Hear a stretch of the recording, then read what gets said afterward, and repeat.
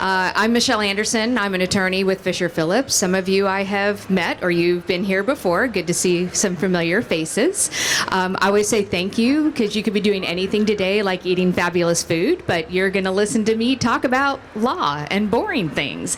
But I think this is helpful because unfortunately your business involves a lot more than just food. It involves people. It involves employees. And anytime you have employees, you have employee problems and employee issues. So if I haven't met you before, we are the outside labor and employment counsel for the Restaurant Association.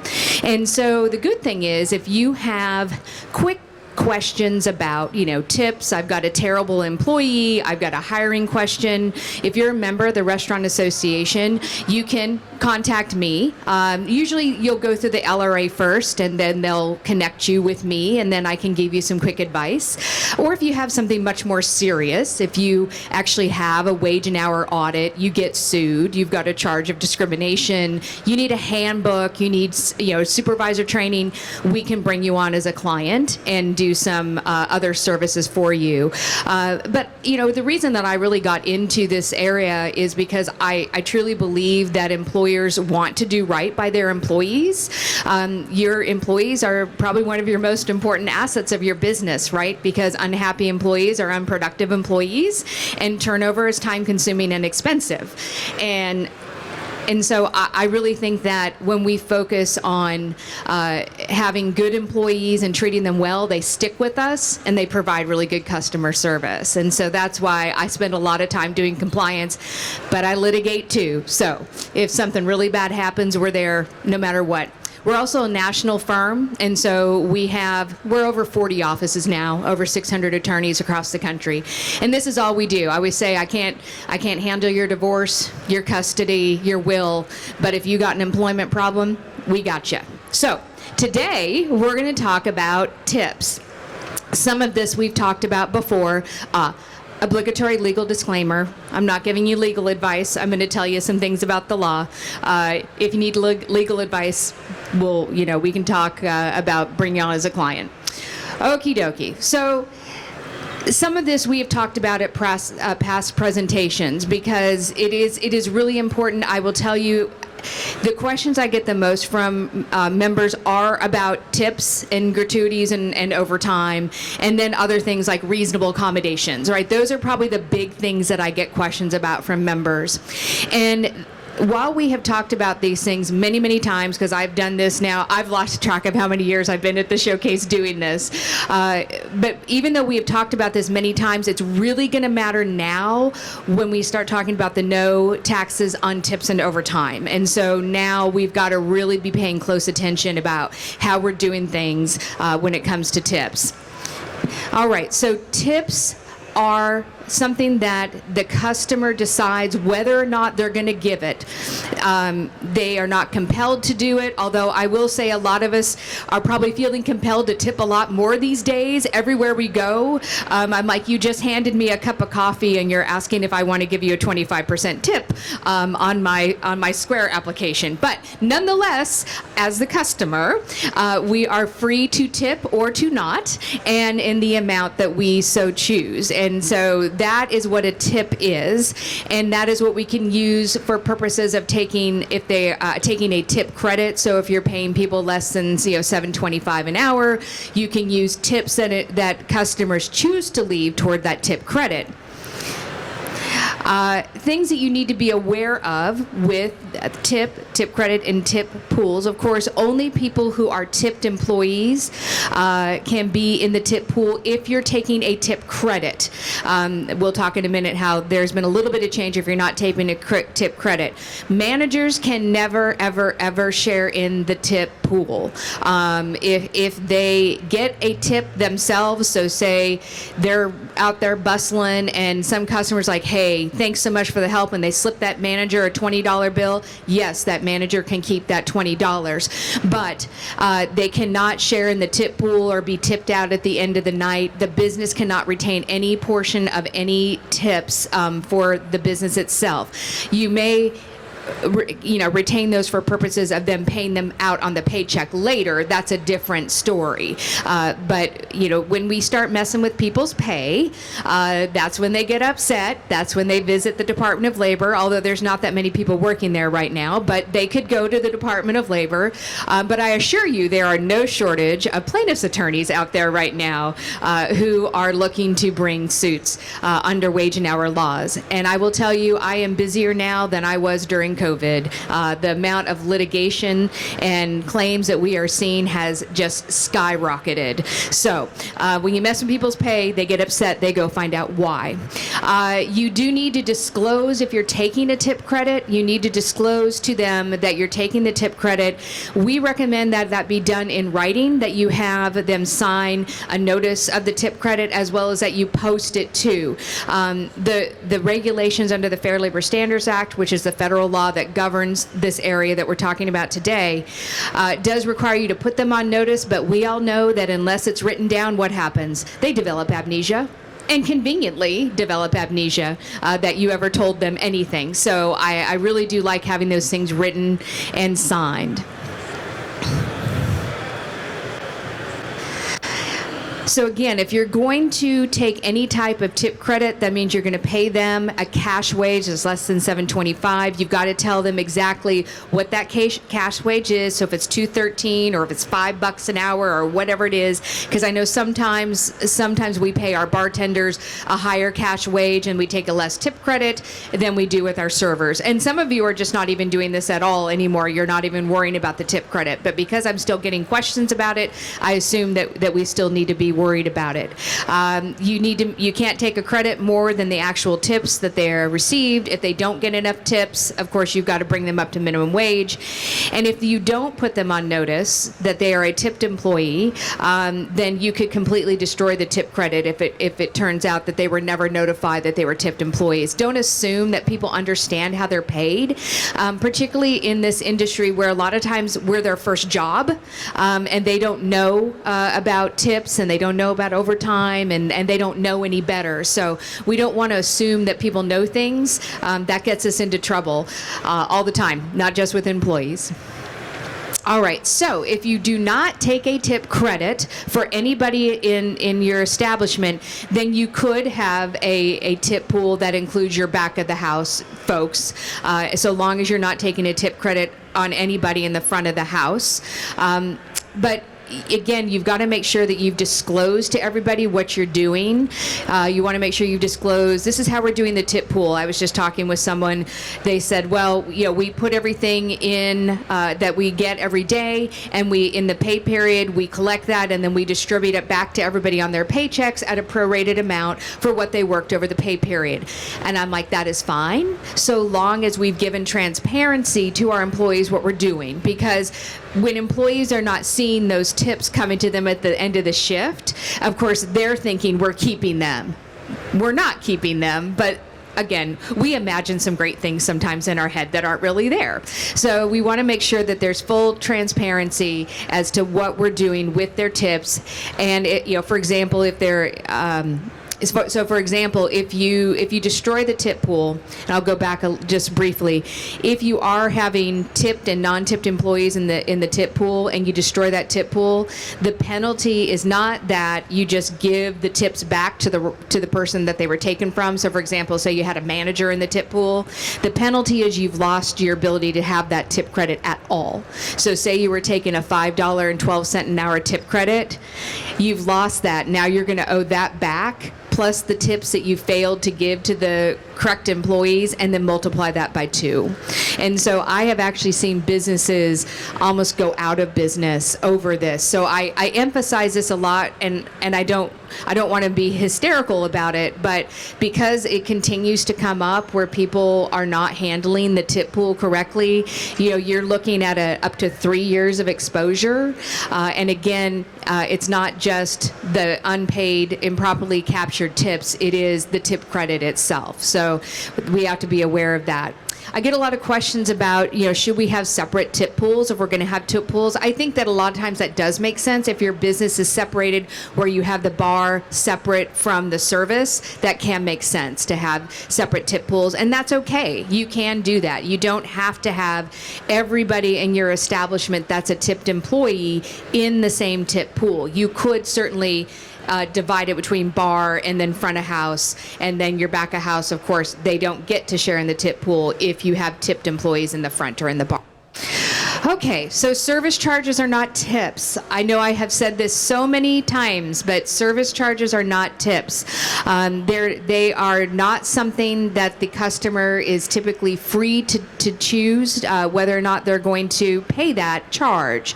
And so you cannot take a tip credit or treat as a tip, and this is where it's going to become really important in the law that's just passed, is that service charges are either one of two things. They are either part of just your gross business receipts, and you pay whatever you pay out of them. You're paying your wages out of them, you're paying your light bill, you're paying whatever. Service charges are something that you've told the customer, we're going to charge you because you have a party of 8 or more, or 10 or more, or you have a banquet. This is a service charge. This is not a tip for purposes of a tip credit or for purposes of tips towards minimum wage. And so we have to make sure that you're not treating it that way. If you are going to share service charges with your employees, so say you've got people who are working a banquet and you're like, well, we're going to give everybody an extra $100, for working that. That is considered extra pay on top of their regular wages. And so you have to make sure in an overtime week that you're calculating that extra pay into their overtime rate. So just make sure you're not treating service charges as a tip, you're not reporting them as a tip, and you're not using them to prop up the tip credit if you have people who are less than 725.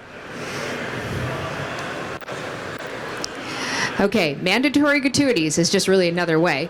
It's looked the same as a service charge. And so a mandatory gratuity, again, is something that the customer does not have a choice in. We are assessing that to them as part of our business model. I've seen a variety of things from, this is a culinary gratuity, this is for our quality of life, these are for our benefits, these are a lot of things. And so whatever you're calling it, and I've also seen where they say, well, 100% of this goes to the employees. And of course, in my legal brain, I'm like, but how does it go to the employees? Or is it going to the employees like it's extra cash on their paycheck? Or is it going to the employees we're treating as a tip and we are not supposed to be treating it as a tip?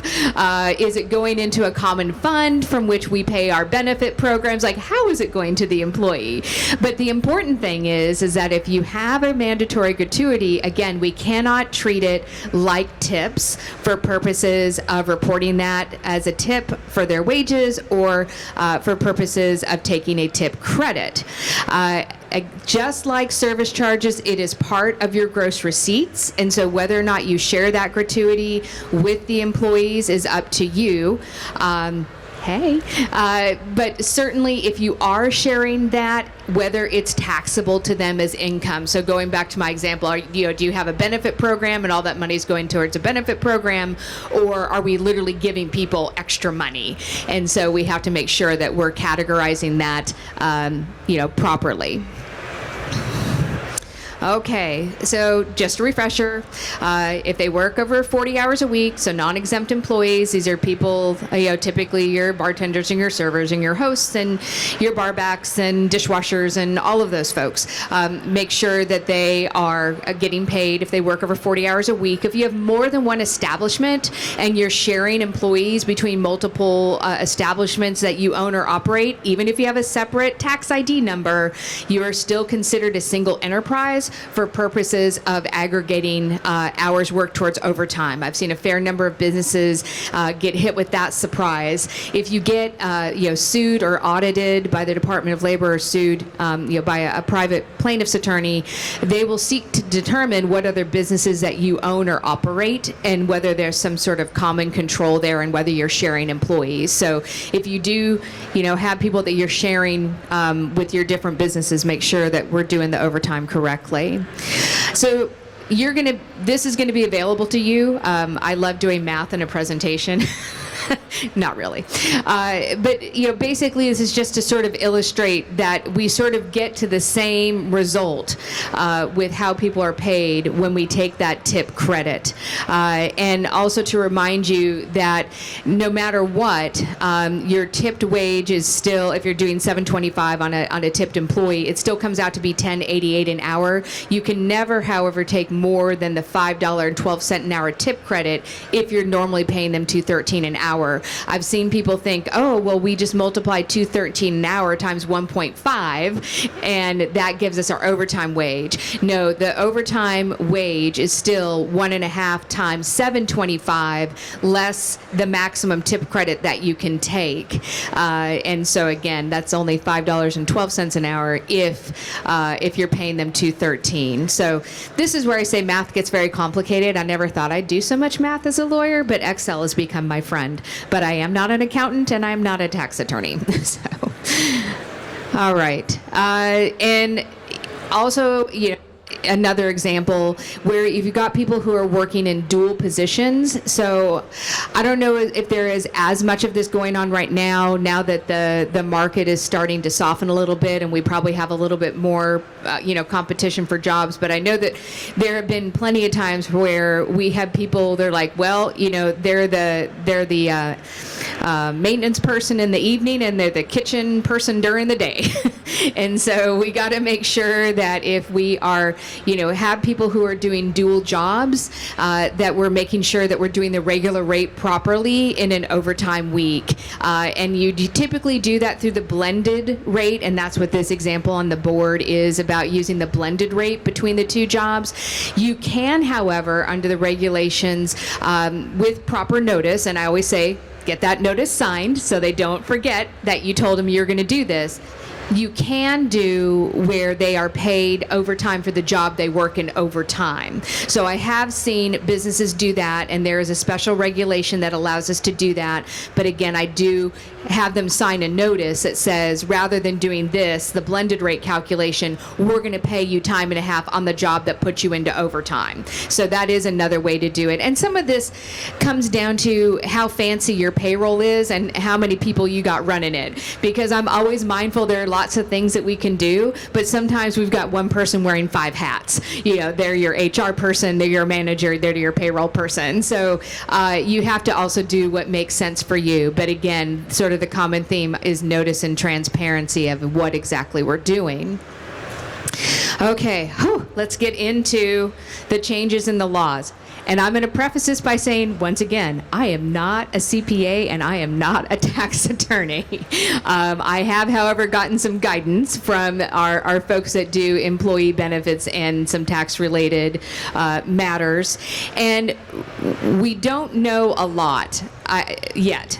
Some of you have probably been following this. There should be regulations and guidance that are coming out sometime in October, because they're supposed to, within 90 days of the implementation of the law, they're supposed to be giving us some guidance. Now, if you've been following what's happening with our poor federal agencies, IRS is down by 25% and potentially down to 50% fewer employees by the end of the year. So it might be like 10 guys in a signal chat figuring this out. I don't know, but we shall see what exactly they come up with in the fall. And I was mentioning to Brittany that I think once we see those, probably maybe November, we'll want to put on a webinar for y'all to give you more information, more of the latest and greatest. But I'll tell you what I know today, which could change in 3 months. All right, so the no overtime on taxes, it's retroactive to the first of this year, and it's set to sunset at the end of 2028.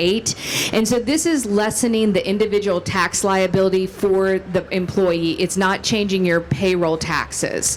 And so I know that was one of the concerns, was how that's going to would change your payroll taxes. It's not going to change that. Now, there will be some changes on some things that you're going to have to report on the W-2.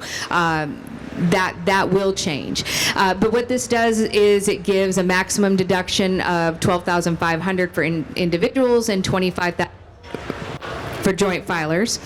And it starts to phase out once you get above $150,000 for individuals and $300,000 for joint filers. So I don't know a lot of folks in our industry that are making huge, more than 150. I mean, that's great if they are, but this should impact many folks in our industry if they're working overtime, right? So of course, the people that are working overtime are your non-exempt people, not your salaried people. So you got to keep that in mind. This is for your non-exempt folks. So what do you need to know as we sit here today? You're still going to be required to report overtime on the W-2. However, right now, and again, I don't do the taxes, but my understanding is overtime right now is not reported separately from straight time wages, and overtime right now is just reported as yeah, people are shaking their heads. Yeah, so overtime right now is just part of your gross wages, and so you can only take the credit, or you can only get the deduction based on the overtime. And so you're going to have to be able to track that internally, the overtime. Now, you probably already do that. Your pay stubs right now probably already show this is the amount for overtime, and you have a line item. But I think when you've been putting it on your W-2s, it's been aggregating all of that income into one. So there should be a difference in how the W-2 looks going forward. And so if your payroll systems are not tracking overtime, which I can't imagine why they wouldn't be tracking overtime. The only thing I was thinking is maybe they aren't reporting it separately, but that now's the time. Before we have to do W-2s for next year, and we'll talk in a minute about what are qualified overtime employees. So here's an example of how this will affect an individual employee.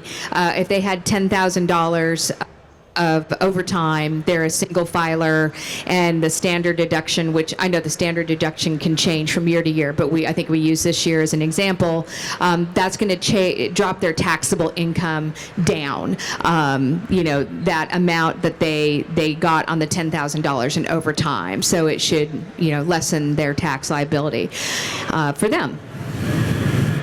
And my understanding too is I don't think they have to take the standard deduction to get this either. But again, not a tax lawyer, but that's what I read. Okay. And so then the no taxes on tips, same thing, started at the beginning of this year and will sunset in 2028.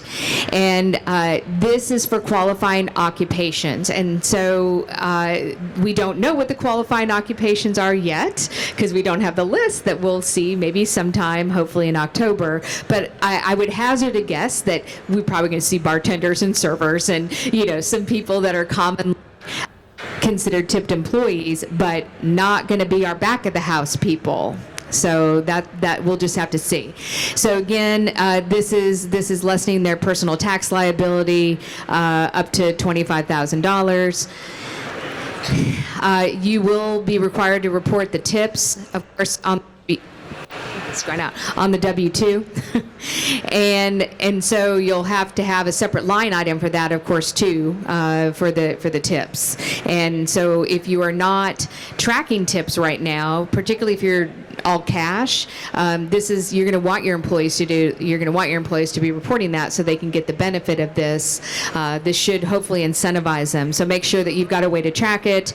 And as I mentioned, on or around October 2nd, we hope that they'll provide the list of qualifying occupations, as well as give us some more guidance. And once again, this is why I said earlier, the fact that you cannot treat service charges and forced gratuities as tips, because you cannot report them as tips for purpose of this tax credit. So this is really important that we get that right now, or else we're going to be having people reporting stuff and taking stuff on their taxes that they're not entitled to, and that could blow back on them as well as on us for not giving them the right records to begin with. So that's important. So again, here's an example of how this would affect a single filer employee who received $20,000 in tips, and how much it lessens their personal tax liability under the new law. Okay, so qualified tips, as I mentioned, and this ties into what I talked about at the very beginning of the presentation.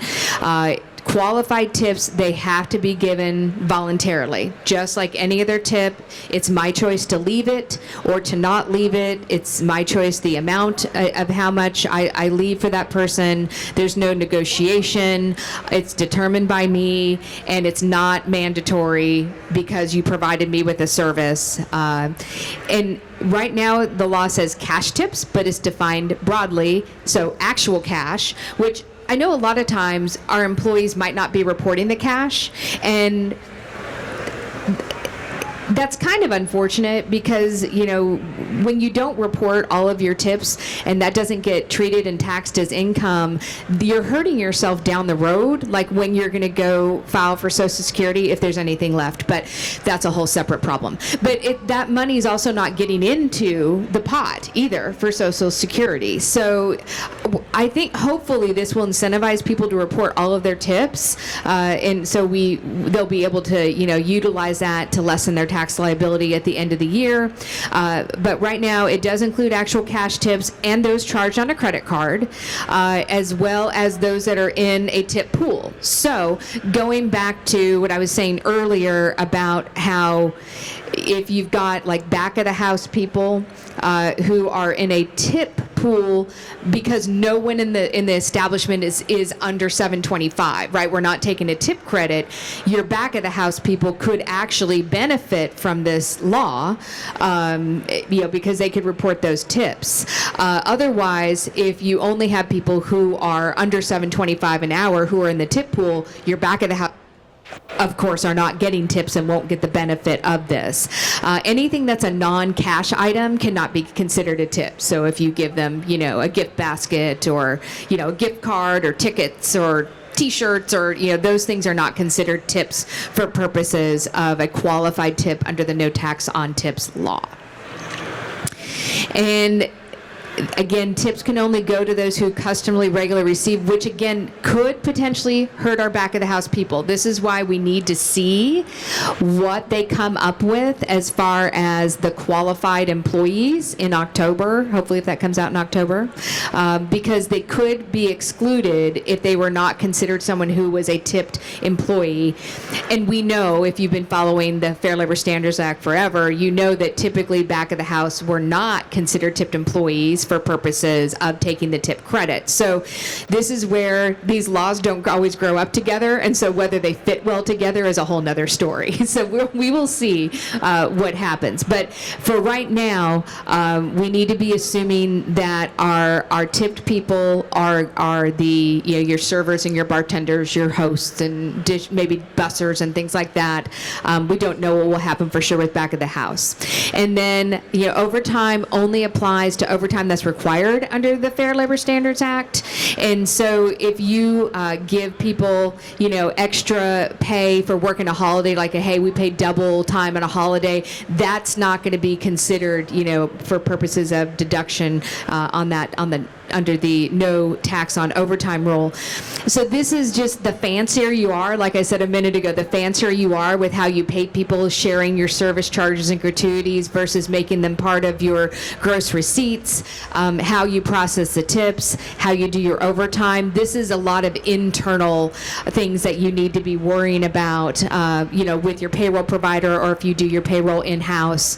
And as I mentioned earlier, as things become clearer, and we, you know, it's coming from the government, so I'm not sure if it'll be clear or not, but we'll have hope that it is. But I think we'll probably need to do another session in probably November once we know more. All right, so we've got some time. I left like 15 minutes for questions. Hey! Oh, I didn't turn on. All right, who's up? All right, what you got? Thank you. Last slide, talking about tips. Yes. Indirect tips. Yeah. So tips, we're not talking tip pool, we're talking Right. a classic situation where you have a direct tipped employee, they in turn tip out to your subordinate, to your Right. bar, to your bussers, and they're not claiming that income because it's been passed through. Correct. Then that is assigned to and on the W-2s for the indirect tip will an indirect tipped employee be able to take the tax tip credit? I think if they are considered a tipped employee, then yes, because it says if you tip pool or tip share. Okay. So I think it's going to come down to the definition of who is considered a tipped employee. They're saying as of December 31st of 2024, who was considered a tipped employee. So I feel comfortable that if it was our bartenders, our servers, our barbacks, our hosts, and bussers and things like that, I feel good. I don't know what will happen with back of the house. So if you didn't, and if you're not tipping out back of the house, because again, you can't if you're in Right. if you're in a less than minimum wage situation. But when that law changed a few years ago, and you could, if everyone was at or above minimum wage, share those tips with everybody except management. I don't know what that scenario is going to look like. That's a big question mark for me. Anybody else? Any other questions? And even if you don't have questions about this, anything else? Yeah, this is who we work with on a regular basis. And if you have labor or employment questions and you call the LRA, this is who we connect you with. Michelle worked in the industry. She has been with us for many years. Ever. And we trust her explicitly to, help us through these things, because it's complicated to navigate.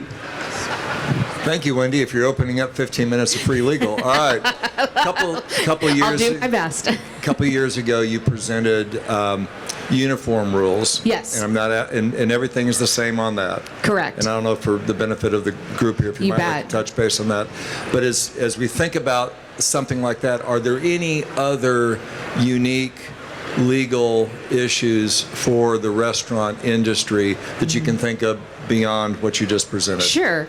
Well, and you're right. I mean, there are so many legal pitfalls, and we have done the parade of horribles here, year after year. But yes, uniforms and any kinds of deductions for breakages, shortages, customer walkouts. If you're paying people $7.25 or less, there is nothing there for you to deduct. You can never take from the tips. You can never take from their overtime. So if you're paying people less than $7.25 an hour and you're using tips to bring them up to minimum wage, you cannot charge them for a shirt, a hat, a button, an apron, name tag, nothing. Bottle openers, you can't charge them for anything. And let me tell you, not for replacements, not for abusive use. I need to have my 10th shirt. Nothing like that, right? Exactly. You can discipline, you can discharge. But let me tell you, the one that I continue to see a really big thing is delivery drivers and not paying the proper amount of mileage. And so if you have people who are doing deliveries for you, the law is not well settled in this area. There are lawyers and arbitrators that think you have to pay them the IRS rate, which we know the IRS rate is like 70 cents a mile right now. And if you know anything about how the IRS rate is calculated, that's assuming that you live in the most expensive place in the country, you are paying the most money for gas, you have the highest insurance rate, and you have a brand new car. I mean, that's how those rates are determined. Now, there are programs, Modus and others, that you can utilize to come up with a reasonable approximation of the rate, but you've got to do it from, this person is driving a 12-year-old truck and they live in New Orleans East. You have to really drill down to the data to be able to justify it. The other way is to do actual expenses. So if you have people who are doing deliveries, that is a huge area that we continue to see, and most of you who know me know that I litigate here, but I also litigate in Florida, and I've been in fact we just opened a little office over in the Panhandle, so in addition to our other 3 offices that we already have in Florida. But Florida is huge for these. So if you have delivery drivers, even if you have people that are doing bicycle deliveries, they're still having wear and tear on the bicycles, and so if you're not paying them to cover that, that wear and tear, that can be a cutting into minimum wage issue.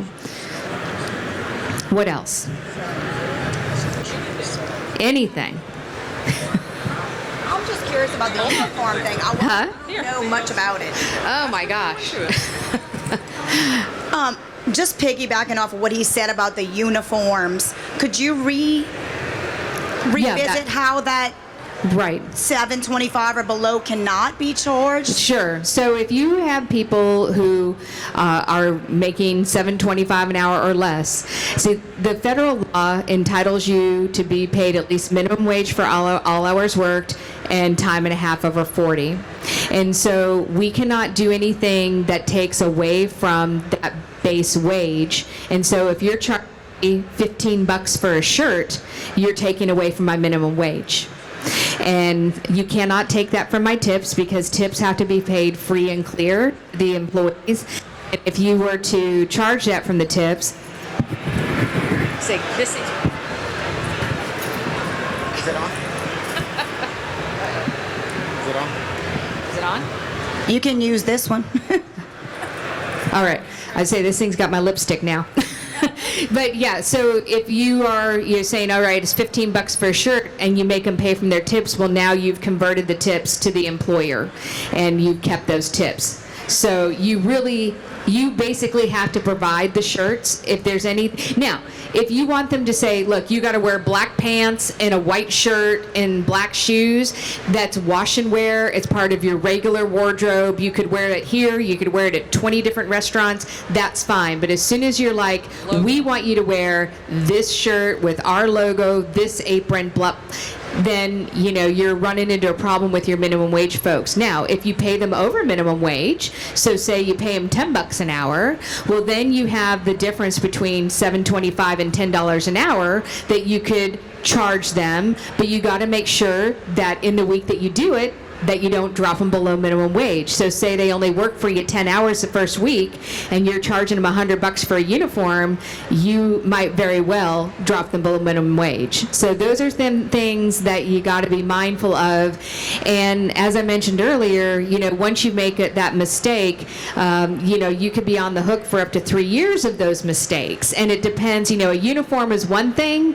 That's, maybe we owe 50 people, $25 a piece, and then times 2 for liquidated damages. If you destroy that tip credit, though, where you've taken from those tips, as I said earlier, say you're taking the $5.12 an hour tip credit, you're going to owe them $5.12 an hour times all the hours that they worked for you up to 3 years, and whatever tips you kept and you weren't supposed to, or you gave to someone who wasn't supposed to have them, and then multiply that by 2, and then add my fees for defending you and the attorney's fees that sued you. And these cases, and this is why I do this, because these wage and hour cases are not hard.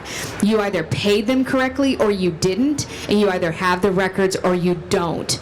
And once and look, people make mistakes, and we can fix the mistake, and then from the point that you fix it forward is one less day of liability. But you can't say, I didn't know.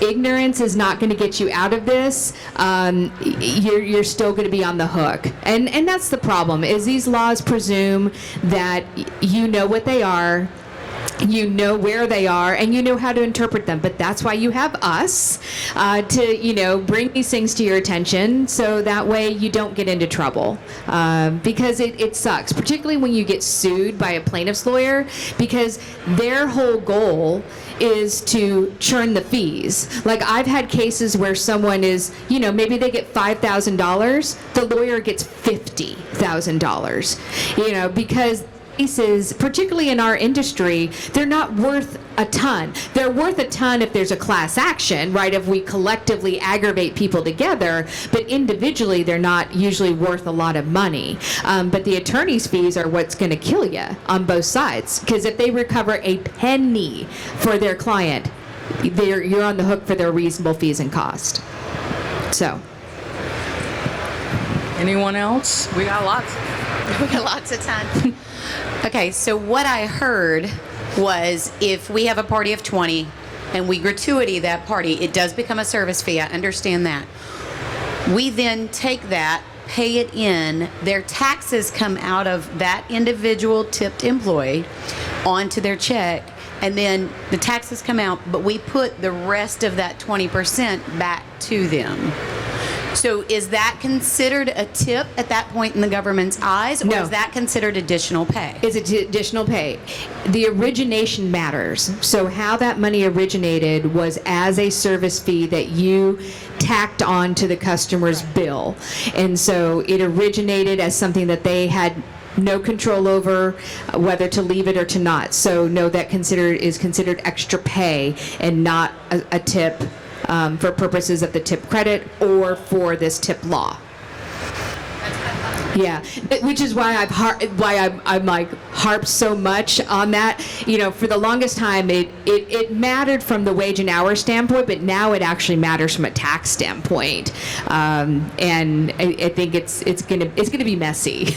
It's gonna be messy for a while. All right. Anyone I think else? we just got a couple minutes. If there's any other questions, I mean, it doesn't have to be tip related. Most of the calls that I get from members tend to be about pregnant employees and how to deal with that. Yes. Termination and making sure that they're properly documenting and going through the process, and having a handbook in place is another big thing that Michelle does with us. If you do not have a handbook, you absolutely need a handbook. And she is the one that's going to look and review your handbook to make sure that you are covering all your bases and that your process is compliant legally, so that you have no gaps in your no open exposure. Every rule has a reason. Yes. And I always laugh when we're doing handbooks. I'm like, you see someone's face in that policy when you're Yes. revising that policy. But yeah, we do get questions about handling pregnant employees. Of course, the state of Louisiana does have a pregnancy accommodation disability law if you have 26 or more employees, where you have to accommodate them and give them reasonable accommodations while they're pregnant, which there's already a federal law that required you to do that with 15 or more employees. But the state also has their own parallel law. But we do also have a leave law, and it's unpaid leave. And so it kind of bridges the gap between those of you who are less than 50 employees and aren't triggering the FMLA. But if you have 26 or more, you could have to give up to 4 months of unpaid leave to an employee for, again, pregnancy-related disability. This is not bonding leave, whereas FMLA actually has bonding leave, which is why it's gender neutral. The state law is specific to the birthing parent, so the person that gives birth. And they say, well, if it's a routine birthday, I don't know what a routine birth is, but uncomplicated, I guess, they can get 6 weeks. But if a doctor writes them a note that says they need up to 4 months, then they're going to get up to 4 months, and it's unpaid. And again, you can't say, well, we can't accommodate that person being gone. The law requires you to rehire them upon return. So yeah, we definitely get a lot of questions about leave and whether they have to pay leave. The other question we get is, do I have to pay out vacation or PTO upon termination? Yes, in the state of Louisiana, you do have to pay that out. There is at least one law firm that is telling people that you can write a policy that says you don't pay it out, and that's just wrong. And so, and Louisiana doesn't have a ton of, pro-employee laws, but our wage payment law is no joke. If you do not timely pay wages upon termination, including accrued but unused vacation or PTO that can be used as vacation, you can be on the hook for up to 90 days of penalty wages. And so, plus attorney's fees and costs. So that, that $1,500 that we refuse to pay out and someone's paid vacation turns into a $30,000 claim. So, that's why we're here. That's why we help LRA members. So I always say I have lots of stories. Don't become one of my stories, unless you want to. But it probably means you paid me a lot of money to become one. All right. Can I add something that we recently, during the last legislative session, we discovered that they had the Louisiana Workforce Commission had changed the time period of the 72 hours. 10 days. 10 days. You went through that? Well, no, I didn't, Okay. but I was just reading about it this morning. It's not effective, I think, until August 1. But yeah, I was. It's funny how some things don't really get publicized, but twice a year I do updates. I do a lot of the 50-state compliance for the whole firm. So I have handbooks for every single state, and I spend a lot of time, doing a deep dive into all these laws. And so I read that this morning, that instead of 72 hours, it's now going to be 10 days, and it's online. And, it was about time they modernized their process, quite frankly, because they've been doing the online thing for years. So I have the actual language. Okay. So effective August 1st, Louisiana employers will have 10 days, extended from 3, to electronically submit the LWC 77 separation notice to the Louisiana Workforce Commission following an employee's separation. Paper submissions will no longer be accepted. This change is part of a broader legislative update to modernize and streamline the state's unemployment compensation system. So if you're doing paper right now, you're going to have to go and sign up into the Louisiana Workforce Commission, laworks.net, and go into your employer portal, and you're going to have to do all that electronically now. And you have to give the employee still a copy of that. So we also get a lot of calls about this because people still use pink slip. So when somebody asks for a pink slip, It used to be, because it used to be like Younger a triplicated form. younger people don't know what that is. So We're in there with the ditto machine. yes. Okay, and people still I get questions about, I don't want this person to get unemployment, and unfortunately this is something they pay into, and it's a really tough high bar to get someone disqualified from receiving unemployment benefits. But this goes back to why you need to have a good employee handbook, where we've had people who are trained on it, they've signed off on it, and then you're utilizing your disciplinary policy. So the first time you're absent, you're counseled, we document that. You're absent again, or you're late again, then we write it up. We tell you you're going to be terminated if you do it again. And that's key. You have to be telling people in writing. Like I said earlier, if we don't write it down, it's gone. We've developed amnesia. It never happened. I'm a fabulous employee. I was a rock star. I don't know why I got fired. And we're like, well, you sucked. That's why you got fired. But nonetheless, if you want to have a shot at fighting unemployment, you've got to have documented along the way, and put in writing that continuing to do this or failure to do that could result in termination, couple dimes down the road, and then we actually do fire you. I mean, I've had situations where I had an employee that stole from an employer, from my client, and stole a very specialized carbide tip that they import from Germany just for their business, and sold it for scrap with their driver's license, mind you. They got criminally prosecuted and still got unemployment benefits because we fired the person. Now, again, I have lots of stories. However, now we did appeal that, but we had to appeal it all the way up.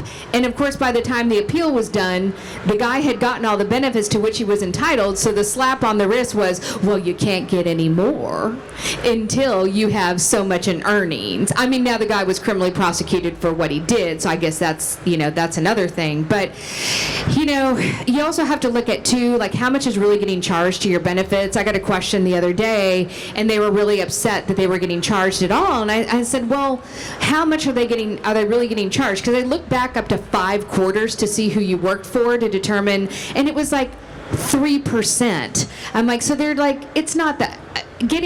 Having charges on your unemployment a little bit here and there is not going to cripple you.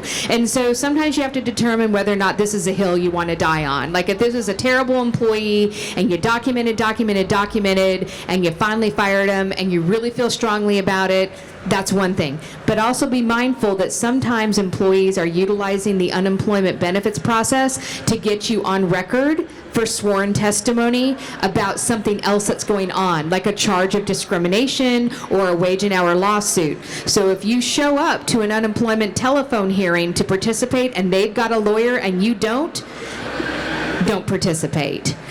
That's a pick up the phone moment.